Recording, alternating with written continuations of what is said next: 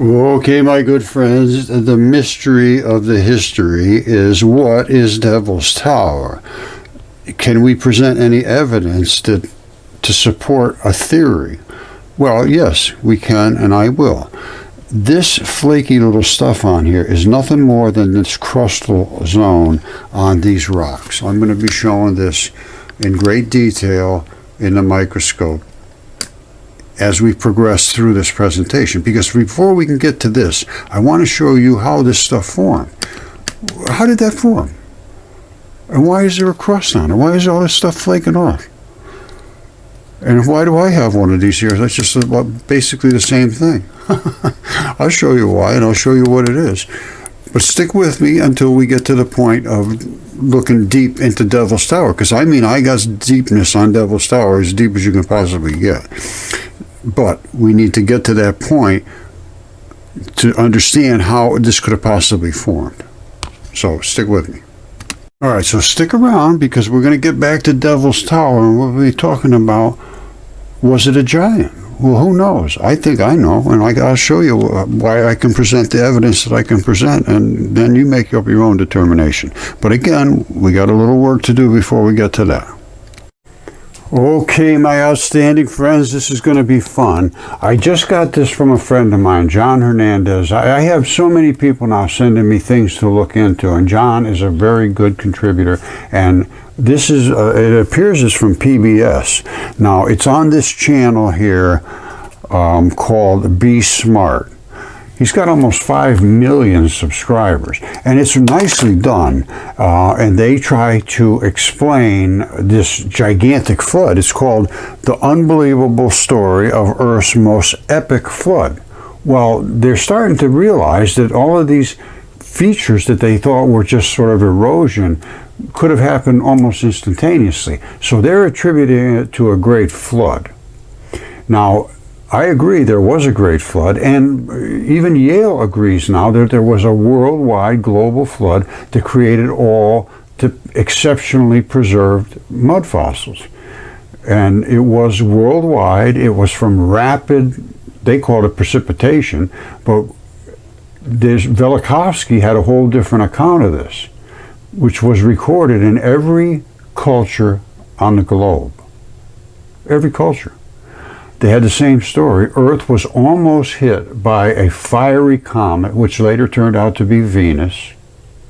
And from the impact into our atmosphere and just skimming off our atmosphere, it literally lit up the planet and caused this one worldwide layer. And well, let me show you what Yale has to say about it. Now, PBS is also saying that there was this epic flood, and it created all kinds of things, and I went through this. Now, I don't think they like me commenting on their stuff. I don't know. Or anyway, I'm not going to show their video. You should come up and watch it, though, and I'll probably put a link to it. It's called The Unbelievable Story of Earth's Most Epic Flood. And it's like I say, they say it was just overwhelmingly gigantic. Nobody could ever imagine. And as a matter of fact, they claim it was equivalent to 10 times of all the rivers on Earth flooding through there at once. 10 times. Of all the rivers on the whole Earth. Now, that's a lot of water. And they said there's no way that the average mind could envision it, and it made like thousands of 1,000 feet deep of water there.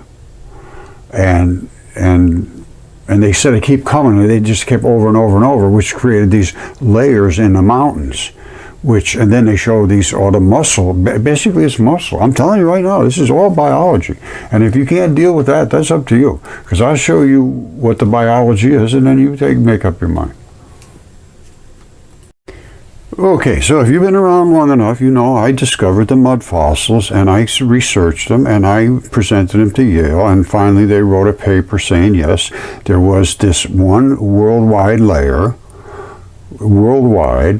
and it was from a great flood. Now this gets a little technical, so I'm going to just show you what they wrote in. This is the same time. It was in October of 2016, and here's what they put in their newspaper that they have at Yale. So it's October 2016. They say the earliest the earliest community of complex sea creatures, and lived in these, this Ediacara region they're talking about, Ediacara layer, all right, which is a worldwide flood, basically, is what it was. Now, here's what they're saying, right? A Yale-led research team found that this Ediacara biota, a collection of marine fossils found in sandstone around the world, everywhere, worldwide, in this one thin layer, record the operation of an unusual mechanism, preserved impressions of the creature's soft bodies for hundreds of millions of years. The findings appear in journal Geology. Now, they say this Ediacara biota, which is nothing more than soft-bodied creatures, is what they're claiming, which is the soft-bodied stuff that I've been showing that preserved. So they say this Ediacara biota takes its name from a fossil deposit in South Australia. But fossils of the Ediacara biota are found worldwide, everywhere, in rocks ranging in this layer, is what they're saying. Now, I have a totally different take on it, but this is what they say. The layer is there, yes, absolutely, but it's right on top of the surface. It's not buried, it's right on the surface. All my stuff came from the surface, and it is all of this extremely excellent preservation of soft-bodied creatures. Now, bones, skin, fingerprints, everything.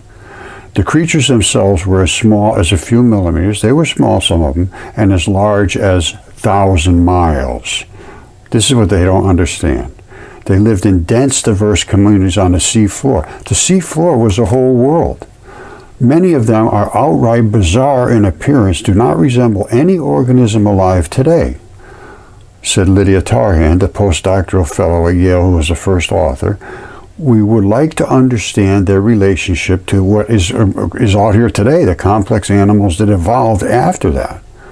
They say, are the Ediacara organisms some sort of failed evolutionary experiment? Yes, the Earth got hit by a giant flood and almost wiped out life on Earth, exactly what was written on virtually every culture on the face of the planet. Or do they include the ancestors of animals that subsequently colonized the oceans? So they're saying that literally life was wiped off the Earth, and it just about was. Now they're saying a big part of the answer involves figuring out how these fossils were able to form, and I have figured that out. I know this extremely well. The animals themselves were entirely, which is wrong, soft-bodied. They were not entirely, they were just the same thing as the creatures that live today. They lived before the evolution of shells, teeth, or bones. No, absolutely incorrect. This is a goose that was fossilized in this same form. Here's his little nose hole there. There's his eye, there's his beak, and here's his feathers. That's the feather pattern on his head. And it could be a goose, some kind of waterfowl, it looks like to me. I call him Caesar Augustus. There's his neck, and you can see what his neck is if you understand it. And this is called from nucleophilic substitution invasion. I've discussed this for many years now. And again, Yale doesn't disagree with this. It's just that they don't understand the substitution creates the mud. They weren't soft-bodied to start with. Like this is a bone. Oops. And again, any anatomist is not going to argue with that. I think that's where the nerves run up to the next bone, or something runs up there, maybe the blood vessels, I'm not sure, I forget now. But this is one that would attach to something like this. And that's where the ligament would go, and that's the bone broken off. And there literally is, that little white spot right there is what's finally left of the bone. It's completely transitions. That's what they do, they transition. And then this one dried out just before it finished up transitioning. But when they're in this wet, long duration flood, with all of these different chemistry that's in there because of all the creatures' dead bodies, and it was boiling hot. And the reason is we almost got impacted by Venus, and it was a devastating flood which killed almost everything on Earth. Now listen to this, and this is exactly what I reported to Yale. Because I sent all this stuff off to them a year before. I called it fascia facilitated fossilization, which just means collagens turn in from phospholipids. You see this? They go from phospholipids down into aluminum silicates. everything is coated, every rock basically, every igneous rock has a crust on it, and that is aluminum silicates, because it formed as a protective layer to protect the contents. And then through that membrane, which is normally porous in both directions, it was able to infiltrate the soft tissue and turn it into stable tissue. It's called transition. It's called nucleophilic substitution, invasion, transition metal, bonding, whatever you want to call it. And that's what causes these and in some places they're just absolutely stunningly perfect. I have some here the same color as when they were alive, but anyway, it's exactly what I said it was. And they say the researchers realized, they said, was the oceans during that time were much richer in dissolved silica, which they were, and not today. And the reason is silica goes down to there's a range down deep in the ocean. It's a mile thick of silica. It's almost solid silica. It's like this. It must have something to do with specific gravity, and it's way down there in the water. And it's if we got hit almost by Venus, all the fluids on the Earth would just be in turmoil. So this layer, which is normally pretty stable, I guess, because silica is very, very heavy. And that's why it's got to be way down there. I know, because I use it for plants sometimes, and you pick it up and it's just damn heavy for the size of what you got there. So that would have stirred all of the silica up, and that's how all this stuff turned. Even like this heart, that is a heart. There's some little bit of blood left in that little valve. That's the aorta right there. That's the ventricle wall. And this is just 100% silica almost. Just a taste of blood left. And there's a lot of things that are 100% turned to silicates. Almost no blood whatsoever you can see in them. This just happened to be a heart, which is just absolutely saturated. And the red blood has a tendency to linger around and be fluidy and sort of migrate into it, because it does. The red and the black blood. Black is when it's mud fossils after they solidify. It's like this right here. You see that? That's like fascia, and then the grain of the body tissue, and this black is the blood. All right, you see the red right there? That's and they're flat. You see how flat that is? It's almost like somebody tried to make a brick out of this. Very strange.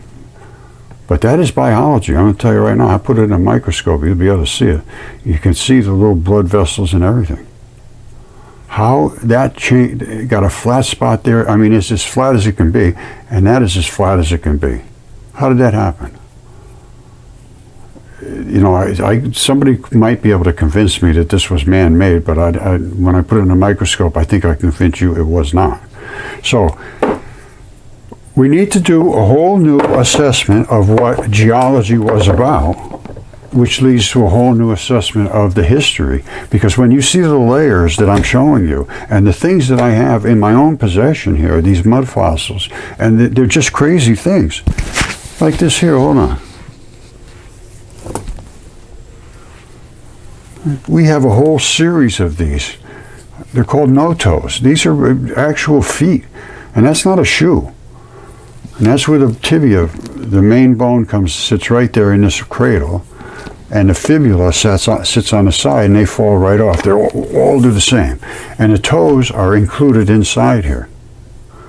And that's, anytime you see this separation like that, originally that was sealed together, but as in the waters of the flood, they all soaked, and when they dried back out again, on some seams, which are flexible areas, they crack, they open up like that. You see, there's another flexible area in this area. And then all of this fabric comes together. All of this, it's like leather. It's like hide, comes together. And then there's like a tag that tags them in. And they all have the same sort of stuff. And inside, there's no bones. They have springs. Again, show this many times. So it's time to start looking at this a little more you know, it's now they're starting to say, yeah, there was floods, yeah, these things preserved, but they were all before there was even any fossils that they knew about. They say these were the earliest, most perfect, exceptional preservation. This is what it says, exceptional preservation. But they say it was the earliest, and it happened so quick. It says, during this time, there was much richer in dissolved silicates than today. This enabled the transformation of loose sand around the animals to turn into rock over a matter of hours or years rather than the usual time frame, thousands to millions of years. They turned into stone pretty quick. It was because of the boiling hot waters and because of the silicates. Silicates are an invasive molecule. And zip, they go right in, and they adhere to all kinds of things and make all kinds of crystals. Silicates are silicon dioxide. It's quartz. SiO2. Now, this is it happened right away. The team conducted this research using detailed microscope. I did all that research before they did it, so I want credit for it. And it ain't bragging if it's true, and it is true. Okay, my friends, there's going to be some claims made by PBS and NOVA and all these people talking about this mega flood, which created all of this geological formations I'm going to show you in a minute. And there's all kinds of you know, documentaries on this and YouTube videos, and you see it go down. This goes way back to 2005, and I'm sure they've known about these formations are quite obvious, and now they're obviously starting to look into this. So it's going to get to, but it's still, this goes back 10, 13 years ago. So I am revisiting this, and somebody, like I say, John sent me a video that is a new relook apparently at this, but they still have the same take, and I'm going to make some comments and you see what you think. Okay, this is my contention, is that we were almost hit by a planet virtually the same size as us, and it bounced off of our atmosphere and just lit us up like a candle and boiled and as it was coming, it took 7 days to get here, and it was like, I guess they claim it was brighter than the sun, coming right at us, just glowing like crazy, boiling the waters. Everybody was trying to hide in caves, and probably they were able to survive, some of them on the tops of the mountains and so forth. But this is the catastrophic, cataclysmic, you know, look at history. Otherwise, it's just, oh, every day it rained a little more and a little more and a little more, and every now and then there was a flood, and then another one, and then another one, and then another one. That's what clear. No, these are all body tissues. Let me show you what they found out there in this area where they're speaking of these floods. All right, don't forget, they're talking about flood waters 10 times more. I think I said 10 times? Yeah, 10 times more than all the rivers in the world rushing through there at one time. And they said it's just a horrendous amount of energy. Yes, but it wasn't from that. It was from the impact of Venus. And it was worldwide, so it didn't just happen here. It was the Eta Carta biota is worldwide, this one layer. Okay, this is really cool. They're like halfway there. They claim that the only way these features could have happened is from this extreme, you know, rush of water, which would create things like this. All right, you see, this is what they're saying. These patterns could only have been done by rushing water coming through here. Well, why are the patterns here in the first place? How did these patterns get here? They claim it's from layer after layer after layer after layer of floods. This area was so prone to floods that all of these layers would accumulate from this long time, millions and billions of years or whatever, of a flood after a flood after a flood. That's what they say. I say no, that is muscle tissue. Okay, anybody who's been following the mud fossils knows that these bands of these different color stripes are from, this is primarily bloody tissue that is sending blood into these sarcomeres, which are the things that do the work. This right here is an artery, this little tiny thing. And it just barely shows up in the picture, but there it is, as an artery. And that's why all this greenery is growing right there. Arteries with the blood in them, they want, green things just love blood. The red blood, not the black blood, the red blood. And that's a red blood, that's an artery. All right, so I just showed you that thing with all the stripes in it. This is a piece of muscle that is a mud fossil. And this up here is where the artery was that fed with the real red blood to feed all of these muscle sarcomeres. And this is the muscle part. This piece right here is a tendon. And then there's a bone right up here. It's not shown well in this shot, but I will show it to you. And you see these? These are the same thing we're just looking at on the side of the river back there. Now, here's what it looks like with the bone. Where are you? One with the bone. Here it is. All right, so this is the picture that I just showed you. This is the same picture as this, the same bone, well, the same body part as that, only it still has the bone picture here. All right, so this is where the muscle is. That right there is where the tendon is. It locks the muscle into the bone, and this actually pins it with a pin right here. I'm not kidding you. This is phenomenal stuff. And then this locks it in over to here. You see that little assembly here? This pin locks into this pin, and it comes over here. And it allows this whole thing to pivot. You got all kinds of things going on in your body. It's just fascinating when you start to see it and actually be able to see it in completeness. You see this, how it's all wrinkled up here? That's a tendon. Well, tendons wrinkle up when they get like snapped, sort of. And this one here just loosened up and linked. This is tendon right here. I believe this is probably a shoulder or I don't know what kind of even animal it's from, but I can tell you one thing, there's no question whatsoever, that is muscle. And that is red blood feeding this muscle, and that is tendon, which doesn't have the red blood in it. See, it's brown looking? And it's tough as hell. Tough, tough, tough. And I can show you there's one of these sticking up out of the ocean, and they claim it's 150 million years of deposits, I think, something like that. All right, I told you they had a picture of 1,000,000 years, millions of years in one picture. That is that tendon assembly. That's that little lock, that pin that I told you, and that's the main strap that is in the center, so it can jiggle a little bit this way and that way, and it can rock on that pin and still stay attached to the bone, which has completely disintegrated, as does the muscle. They didn't last, but tendon lasted very well. Like right here, I believe this is a piece of tendon, and they're showing from that enormous flood area these tendon fibers, or they could be muscle, but I think they're tendon. If they have a lot of breaks in them like this in here, they would be muscle. But I believe these are tendon, and I believe this one here is tendon as well. And they still have a little red blood in them, not much. But you can see it in here, and I'm going to put it in a microscope, and you'll see the coating that's on this, which is called the crustal coating of igneous rocks, because inside it's not the same as this. They have a crustal coating, and I'll show it to you very carefully. I got the microscope fired up. We're going to have a good time. We're going to have a good time. Now, here's what's going on here. This is another one of these areas. Now, that to me, I'm sure is muscle. All right, you see how those are sarcomere blocks of muscle. So, because it had to have muscle, it had to have tendon, it had to have organs, it had to have, blood supplies and all that stuff. Just a gigantic creature, that's all.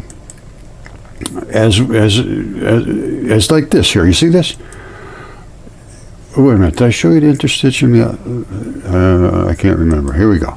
This is just recently, 2018. They discovered this fluid-filled highway, this white strip here.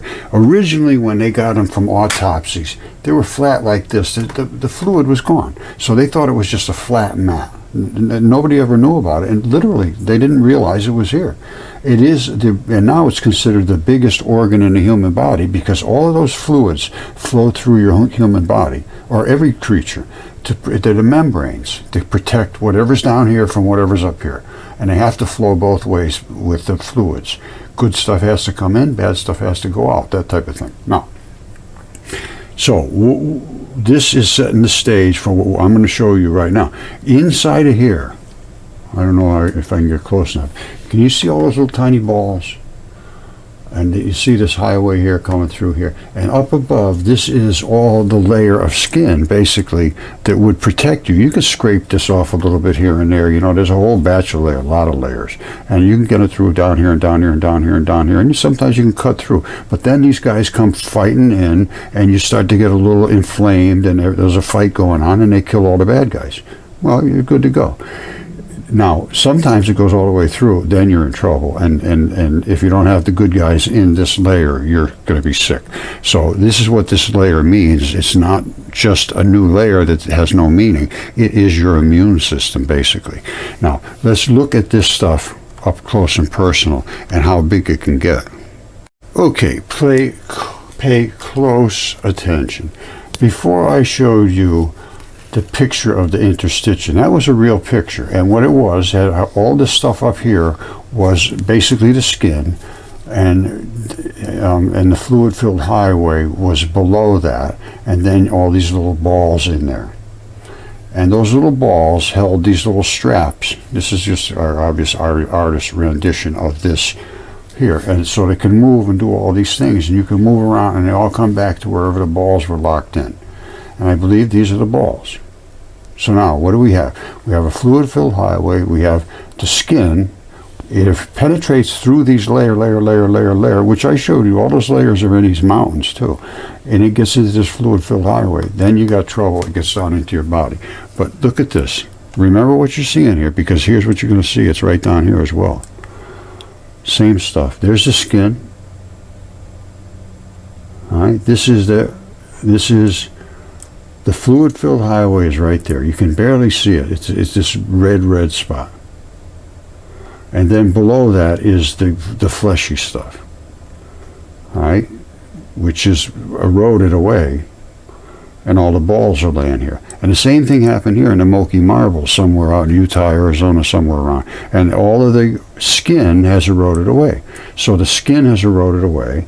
And all of this stuff eroded away down till you hit the basement layer. There's a layer underneath here. It's called a basement layer. And it's hard. And that's eroded away, and all the balls fell down to the bottom. And all that's turned into mud. It turns into mud. See it? It literally turns into red clay mud. And the redder the clay, the more the blood. Now, this isn't bad, but sometimes you get in like Australia and places like that. It's just solid blood, basically. It's an unbelievable amount of blood in Australia. That's why they have all those opals, because that is transition metal bloods and silicates replacing the organic tissue. That's nucleophilic substitution on steroids over there. Now, I am going to show you this in a microscope, and this again is what they're talking about is I don't know how they could account for these formations just because there was a flood. I mean, that doesn't make sense. You know, they say, oh, it was a geologic this and an uplift of that. Well, I don't think so. This is biology. And I can show you it here. You're going to have a hard time denying it after I show you what I have to show you. All right, so this is muscle. It's a muscle. I'm sorry, that's just what it is. It's muscle. And that was where the bone was, and that's where the tendon was, and that's where that pin is. And that's what they claim is evidence of floods after floods after floods. That is not. That is biology. And that right there is a blood vessel. It's an artery. And that's why the green stuff is there, because they love the red blood. They just thrive on it. And here is these layers. That's not flood after flood after flood. And that's what they say. That's how these layers form. They're trying to fit something in it. It does not fit. And once again, these are the layers, and that's that pin that I showed you. And the main strap runs here. And these are all layered on top of each other. And then there's a slippery layer in there. And I'm going to show you that on this. Because they have to slide against each other. And that layer is the phospholipids. And again, the phospholipids boiled down from phospho to silica aluminum. Aluminum silicates, or every single mud fossil and every single igneous rock basically is coated with a crust of aluminum silicates. It's feldspar. Just look it up. Do a little research. You see. And this is that tendon. Again, bone here erodes because in these in this boiling hot waters, and in the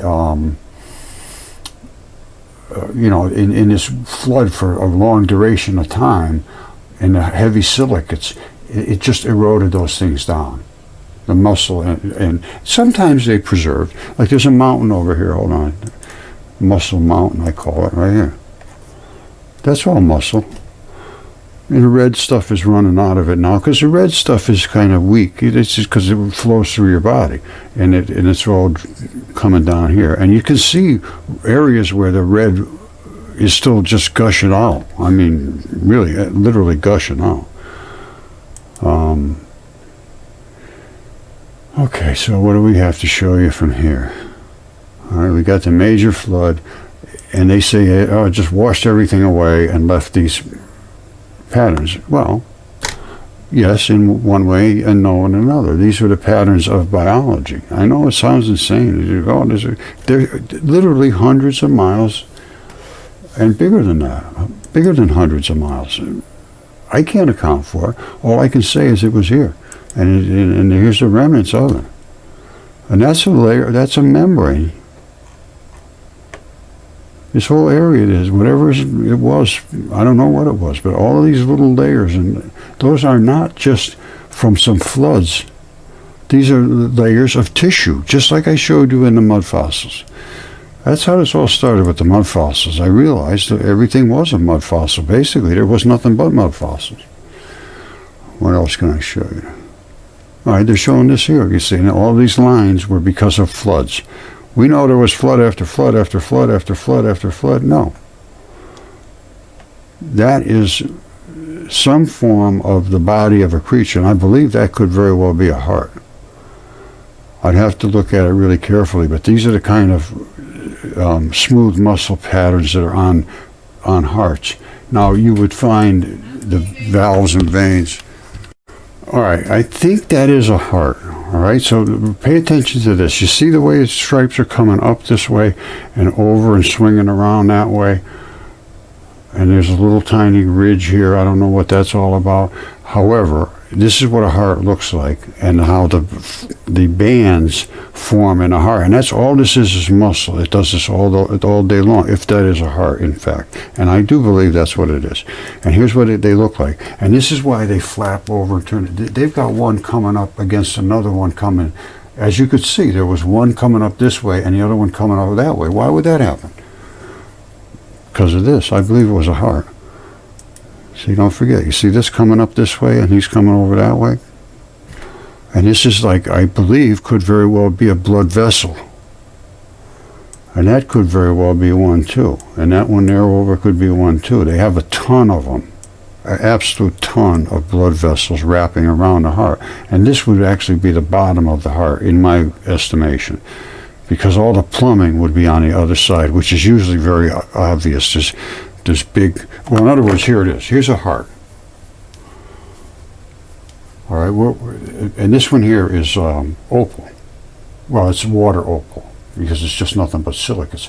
Now, this stuff here is where the plumbing is. That's where all the aorta and all that stuff is. I believe it's like this. And what we're seeing is this up here. Now, this is, of course, quartz, so we're not seeing the same, but it has that same sort of look to it. It has the same, you know.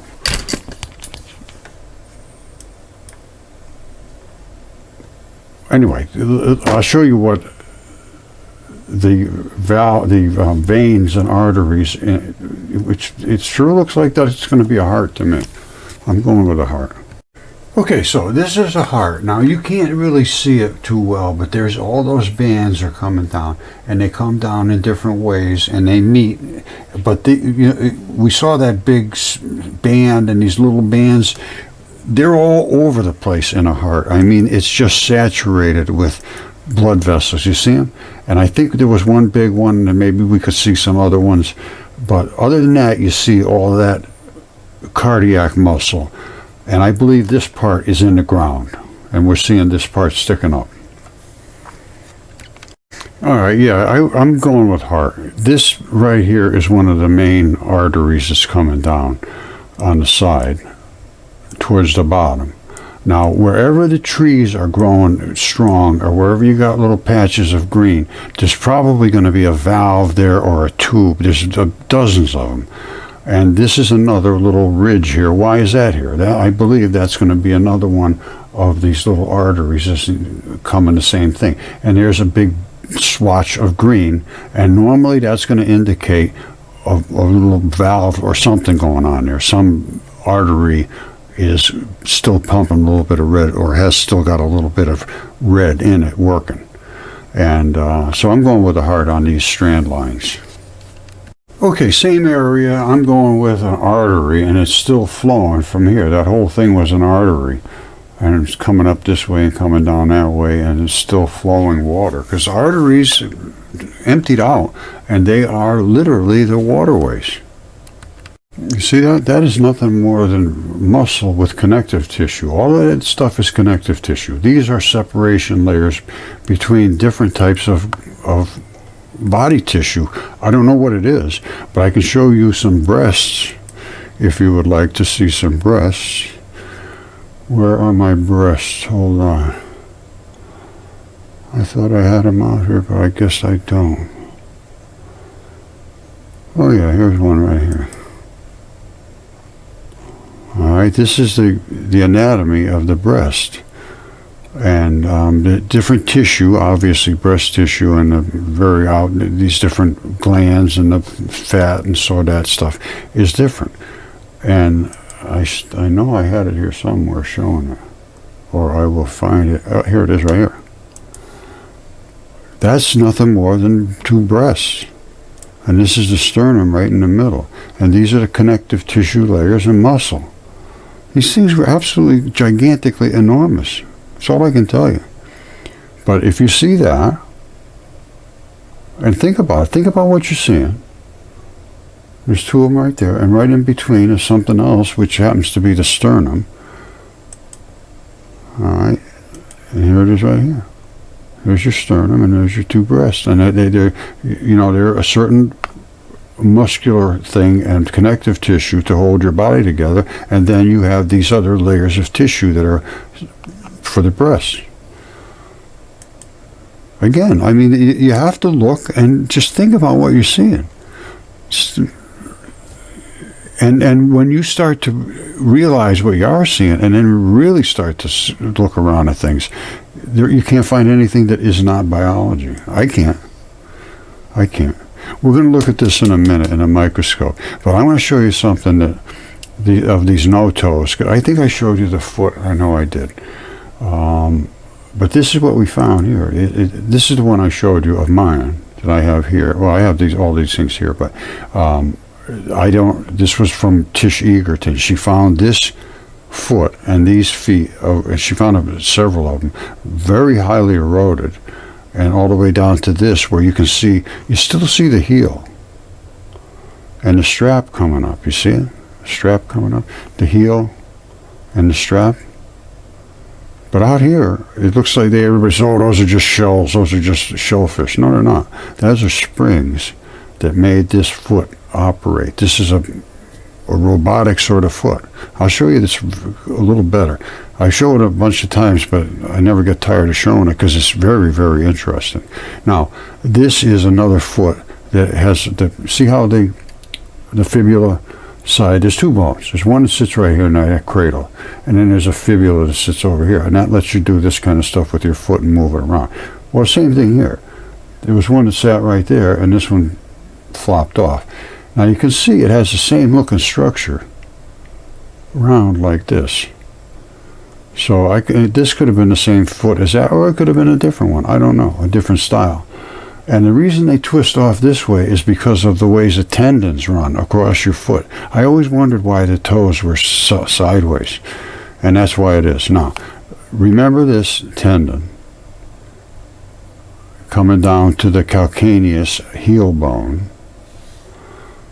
All right, and that tendon runs up to the leg bone, which attached to the hip bone, all that stuff. Now, so what do we got now? We got biology on steroids. Now, let's look at that foot, because that is extremely cool. Here's some of more of the ones that she has. She found a whole batch of these. All in this one little area. She only went out 15 minutes. She took the 15-minute challenge. 15 minutes, she found all this stuff. I'm not kidding you. I swear that's a fact. Tish Egerton out in Missouri. Now, where did I put that other thing? Just the foot. Hold on, I don't see it here. All right, so this is the most important part. Don't forget this. This is the heel bone and the strap coming up. Now, that strap is under tension. If you cut that, it goes boing, and then you get a wrinkle zone, which I will show you because this one has it. Now, coming forward in a human foot, you have these bones. All right. Now, this one doesn't have the bones. It has springs. It's just what it is. If you can't see that heel and that strap and understand it's the same as this heel and that strap, and this cradle right up here where the top bone comes down and sits in that cradle, this gives you a double spring action plus the toes. So you got triple spring. It's all self-loaded. You don't even need muscles to do it. All right, here it is right here. This is the guy's foot. This is his heel. Remember the heel bone? And then there was a strap that came up like this to a bone that would have sat in this saddle right here. So that up there would have been some form of a bone sitting right in here for your leg bone to come up. And it probably had on the other side the fibula. So this would be the tibia coming down, the big main bone. And this comes up to attach to it to hold them together, basically. It's under tension. So it can flex and it can do all that stuff, but the tension of this tendon keeps them together. Well, when that's snapped, you see this wrinkle stuff here, and then it's nice and flat here. Well, normally it would be nice and flat all the way up, but when they snap, then you get a wrinkle. You see the wrinkle? You see it all wrinkly looking, and then it goes back to being flat. This side coming up would have the same situation. Now it's eroded off, it's gone, it's stuck with the bone apparently. But that is the heel, that's the strap, this was where the other part of the leg would have come down. Now, let's talk about the locomotion here.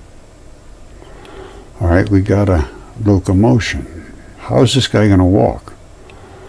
Well, you got to have a flexible foot. We have bones that do all the flexing, and tendons and ligaments and joints and cartilage and all that stuff. Well, this one didn't have that. There's no bones here. The toes would have been right here. All right, now they would have pushed up against this flat plate. All right, let's look at this. All right, this flat plate, there would have been some toes sticking down here. Now, you walk, your toes hit down like this. And the toes probably had a little flex to them, so nothing would happen here. It's just, you know, like you walk, you just barely walk, and your toes just do a little of this. But when you're running, you really got to do this. Now, this would push so hard on the front that it would twist here. On this pin, so it's not going to push it back. It's going to twist this assembly, and it is an assembly, on this pin. What happens when that assembly turns on that pin? Let me turn this lights on. Sometimes you get a better look, sometimes not. We'll see. You're pushing up here. This is got to push around here. It's basically glued to this. They're basically one and the same. Everything spins on that pin. That means this little, whatever this is, with this little wire coming off of it, has to move with this, which is rocking this way. So the net effect is this moves that way. What does that do? Well, it pulls this wire. Well, where's the wire reattached? The wire, I believe, is attached right up to here. You see how that looks? You see how that looks? To me, I believe that is the same situation. Now, you see it up at the top? And it looks like there's a little wire coming out of it that runs all the way up around that whole assembly down to the bottom, and again it looks like there's a little wire coming out of that one, kind of hard to see, but all right. So that is my take on how this guy was able to walk. So if he's just walking, just a little bit, no big deal. He starts running, it goes like this. All right. This gets pulled in as this gets pulled in. So he's got one, the toes come up and they bend a little bit. This comes up, it bends a little bit. This comes in, it bends a little bit.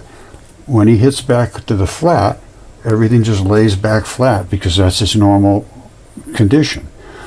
When you stress it, everything stresses together and rocks as a system, so you have a normal foot. Now this little orange stuff, you see this little yellow looking stuff? I believe they call that gumite. I'm not sure. But I believe this is the padding in between these two systems, in between here and here. Because this has got to rock this way, and it's going to come back, back. And that's what I think this is a gooey substance. This cavity here is how this rocks in. It had to go somewhere. It can't rock nowhere. It's got to go into something, and that's that cavity. So as this goes this way, it pulls into that cavity, and its just natural intention is to come back.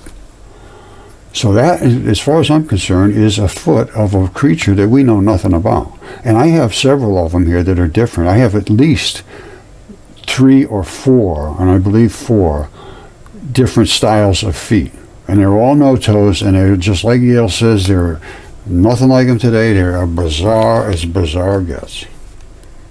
Okay, I'm going to look at this rock in a microscope. But see that crust around there? See this crust around there? Basically, it's the same crust as that guy's crawling up on there in Devil's Tower.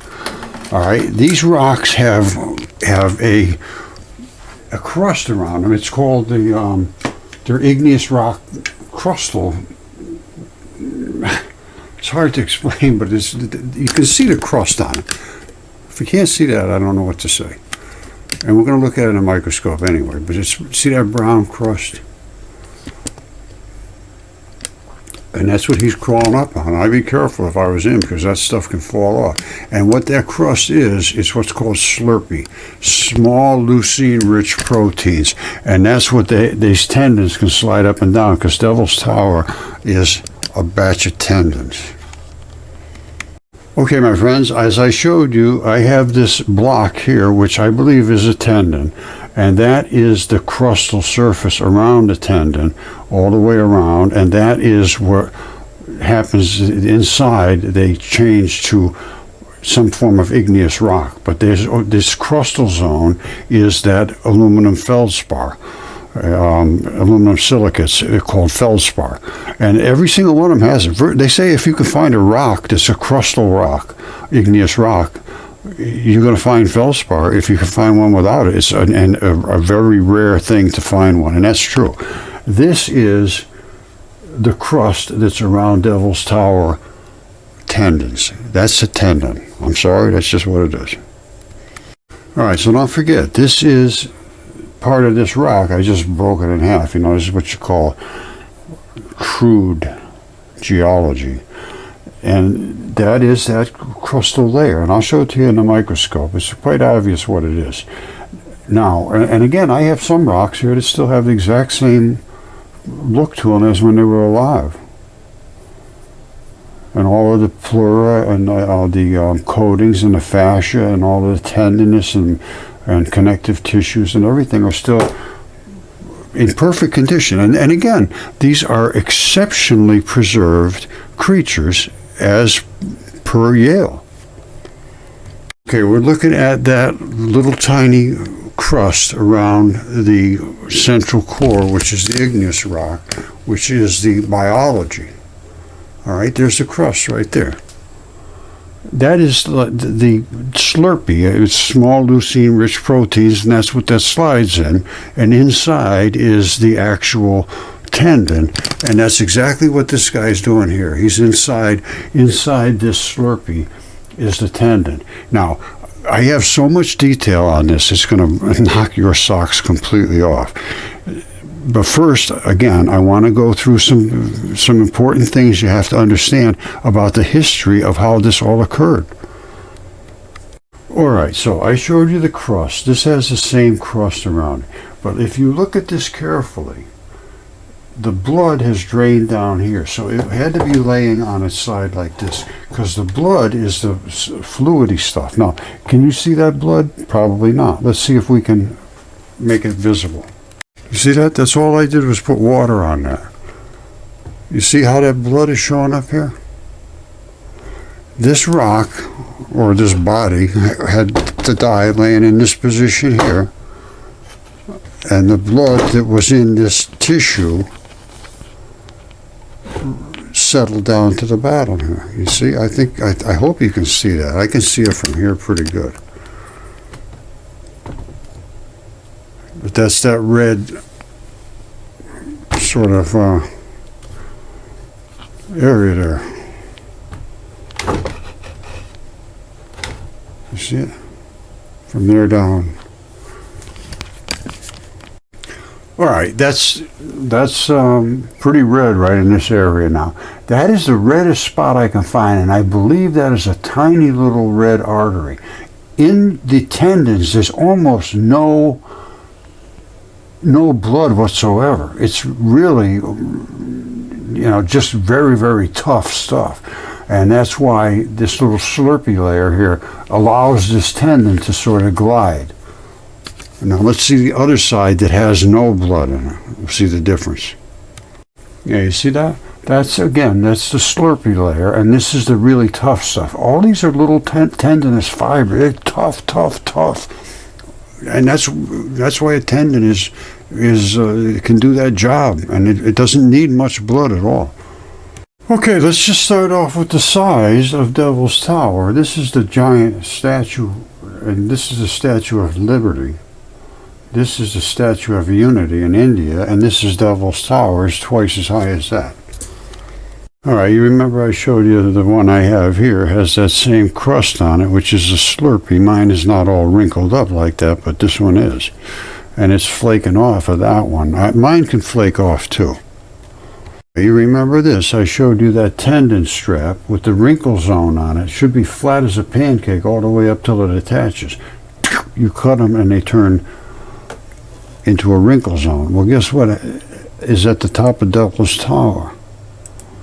The wrinkle zone. Why is that like that? There's no reason whatsoever for it to be like that except that it's a tendon. And this is where there is a tiny little bit of blood. Remember, there's a taste of blood in these things, but not much. Some here, some over there. You need a little bit, obviously, but not much. And this is the wrinkle zone.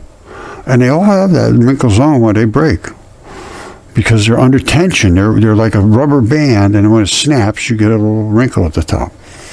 And you see how this is coming down here? This is not volcanic or magma or whatever they want to call it. All right, remember the calcaneus? It's right there. Of course, it's bigger than that. It's a big thing like this, and that is where the Achilles tendon's coming up. I got a whole batch of different shots, and then there is blood all over the place here where the body disintegrated. There's all red blood everywhere. You see that? This is all red blood. This is red blood from his decaying body. There had to be a body attached to it, and it all fell here. And these little ridges here, I believe they're like ribs or something. And then see how nice and green it is? The red blood makes things grow very green. Now, I always say red blood makes things grow green. You see how the greenness is all over the place? Now, he was standing up here, and it appears that this is obviously where his body laid down, and there's something going this way and something going this way. Now, could those be his arms? I don't know. And there's some more over here. Was this the other leg, and he fell over this way? Because one of them, normally I would think, in this flood condition, he would try to push himself out of the mud, because he's going to be in some heavy-duty, moist mud. And one foot could go deep in the ground. It might be right there, and that might be the top of it. I don't know. And of course it would have a calf and a muscle around it. Or it could be on the other side, right over in this area. But I would think one of them is going to be deep and one of them is going to be above the surface, possibly. That's the only way I can explain it, because I find them almost exclusively 1 foot. I mean, they weren't 1-footed guys, I don't think. But I can't exclude that either. I'm telling you, this is the weirdest stuff. But look at this. Look at how unbelievably green this is, and the red, and then the white stuff there. This is all body tissue. See, there it is again. There's that wrinkle zone. A little bit of red here and there, but just a taste. Just a taste. And then you can see how the patterns grow right into itself. And all of these little green things are growing down here. They're growing in tiny, tiny, tiny little blood vessels, primarily. They're not just growing there for nothing. Wherever you have a lot of, like even up here, you see up here, there's green growing there. There's got to be a little bit of red blood up in that area. And even on the top, the little bushes up on the top, those are probably growing into tiny little blood vessels. Don't forget, there's very little blood in the tendons, but there's still going to be in there. And when I show you how small of the foot this actually is, this is just the tendon. It doesn't include any bone or anything. It's not like this is a whole guy's leg. This is just the tendon. I know. It's crazy. You see this? This is a mind blower, I'm telling you. I showed you before the calcaneus, which is basically the heel bone, and that strap running up to the main bone, which is the tibia, and that rocks in the cradle, and then the rest of the foot comes out this way. Devil's Tower has nothing to do with this part. Devil's Tower is just this, leaning forward, the tendon. You never see that shot. I'm going to show you that shot. And they break flat as a pancake. They just snap right across these little planes. And then you get the wrinkle zone. So it broke right here, and all the rest of the stuff just went wherever it went. Now the bones didn't do well in that flood because they just disintegrated. So anyway, what we're going to see is this little piece sticking up, laying forward like that. Nobody ever photographs it like that. Hold on a second. See, that is a shocker. When I saw this picture, it blew my mind, because that's exactly what you would expect from the heel bone coming up this way to attach to the muscle. That's and it's all eroded. You can see all that white stuff has eroded off of the edges of it, but that is, and then you got all the red from the body tissue all over the place. I mean, it is what it is, and that is right at the very bottom of your foot. It's the Achilles tendon. There's a ball, and then that strap. There's just another drawing of it, and it breaks right about somewhere here. But that sort of moves towards the muscle. All right, there's what Achilles tendon is. And this is the fiber coming up. And if you snipped it right about wherever it's snipped up, coming up, that's the Devil's Tower. So that was a pretty good sized creature. And you see all the fibers? They're the same fibers. There's a bazillion of them in here. And every one of them is very, very tiny, and when they harden up, they form these real squares. Now, in your body, I don't know if they're square or not, but when they harden up, they basically crystallize into these flat little squares. Although, yes, I have seen them in the body, yes. There's a video called Strolling Through the Skin or something like that. And it was fabulous. They're showing all the tendons moving, and they are flat, and they are just exactly what we see in Devil's Tower when we look at them now. Of course, now they're a little harder than they were when they were in the guy's body. And there's that wrinkle zone, and there's the blood right over here. There's a little bit of blood. There's a little bit of blood over here. And see the green grow? I always say that blood makes everything grow green. What's the green doing growing right there? Why?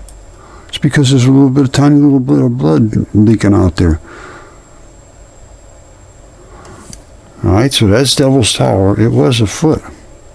So there it is right there. Achilles tendon. And there it is right there. These are all the Slurpees so that they can slide against each other. And these things, like I say, I'd be a little careful if I was that guy. These things are they're chipping right off of there. You see, this is Devil's Post Pile. They all call them devils for some reason. This is the wrinkle zone here. And this was a tendon that came up to meet a muscle or something up here. See how it's splayed in like that? It didn't twist like that. That was its natural intention, but it still snapped and wrinkled back. Okay, this has gone a very long time, so I think I'll wrap it up now. This is another tendon. You see this? This is an abrupt transition. You see it? This is an abrupt transition. This down here starts to go into the muscle. It's tagged right in here, probably up in here. You can see there'll be a pin in here. And this is movable this way and that way. And in between every one of these, there's a layer of Slurpee, just like there is. You see it? You see the layers of Slurpee in here? You see it? That's so that it can slide amongst its own self and not get all torn up. So I'm going to leave it at this for now. But I'm going to go through all of these tendons because they used these tendons when they built all of these walls in Peru and down in Bolivia and all those places. And they had equipment to do that job. And if you don't think they did, take a look at this and then make up a determination. Okay, my conclusion is that they had equipment here. I don't know how they got this thing here because it doesn't look like they drove it here. Or they drove it here on these tank treads, and then they dropped some kind of securing thing in here so that it couldn't slide away. Because this was obvious, all wet at the same time. This was gooey. They ran some kind of tank treads here. They came up and they apparently anchored it in here and maybe put an anchor in there so that it wouldn't slide around and do this and that. And they had to have something coming off the edge cutting these slabs, and that's how they made the walls. And I understand how they made the walls. I understand the bumps in the walls, and I understand the balls in the walls and the whole 9 yards. So that's going to be the next one, is going to be all of these unexplained architecture and these perfectly fitting walls and all of these balls that are all over the place. What's all that about? Again, it's all biology. There's nothing but biology. So anyway, I love you all. Shocker du jour, I'm sure, but it is. So just another day in Mudfossil land. We have to really fully change the way you think, because this is all history too. Bill Bennett, the former Secretary of Education, said we ought to get back to the basics. History and geology are the same thing. I said, yes, you're right, Bill. They are the same thing. He says they used to be taught as the same thing. In other words, now he's saying, well, people are making up anything they want, saying this history is that and this history is that. But it has to be tied to the geology. I agree. And it has to be tied to the text of Immanuel Velikovsky, who wrote Worlds in Collision, which explains every little detail of this. And everybody on the planet Earth, the globe Earth, saw the same situation from a different perspective, because they're on one side of the globe or the other, or the bottom or the top or whatever.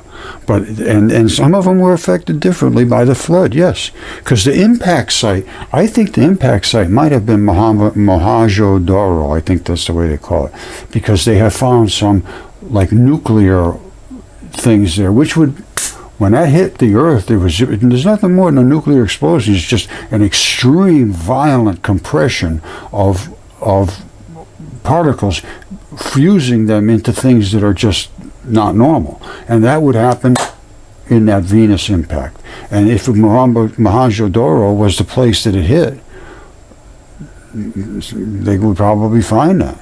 And probably most of the people would be just totally vaporized. They may find people in, under, among things, who knows what. But I gotta imagine that impact would literally vaporize everything. Because if you ever see a nuclear bomb blast go off, the first thing that happens is everything just vaporizes and smokes up. Literally, if you run it slow enough motion, you can see, you hear boom, and then you see or everything just smoke up like this.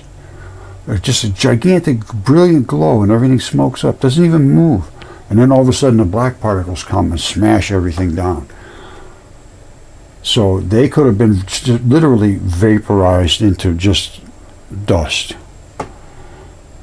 Because they didn't find much over there, but they found this nuclear residue is what I understand. Now, I could be wrong. I haven't really looked into it that deep, but we need to change our way of looking and say, this was not silly stuff. I just showed you things that there's nobody in the world could ever explain or even think about looking into. And that's why they won't look into it today. Even though my stuff, I have giants DNA tested almost 200 feet tall. Absolutely no question. DNA tested. And a very good PCR DNA test. It was expensive. Took almost 3 months to do. And I had 3 of them done on 3 different specimens. 2 of them were giants. 1 of them was a thing our size.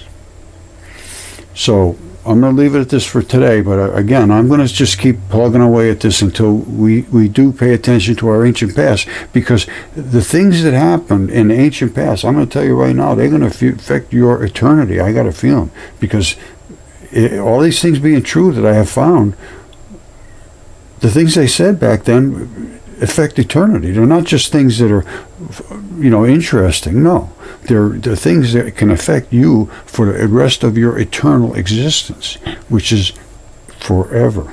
Now, I don't know if that's true or not. You have to make up your own mind. But until you start paying attention to what you see and just accept, forget about there's no such thing as that all mythy, silly stuff that's all just made up for kids. No.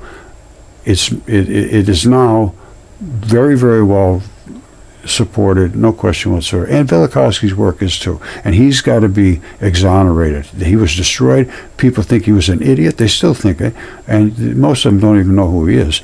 Worlds in Collision, all kinds. He wrote like 4 or 5 books. They're destroyed by academia. They made him take the book off the bookshelves. They really did. It was #1 for 11 weeks on the New York Times bestseller list. #1. 11 weeks in a row, and they made him take it off. Anyway, I'm done for today. I love you all. Just keep paying attention, I guess, if you're interested.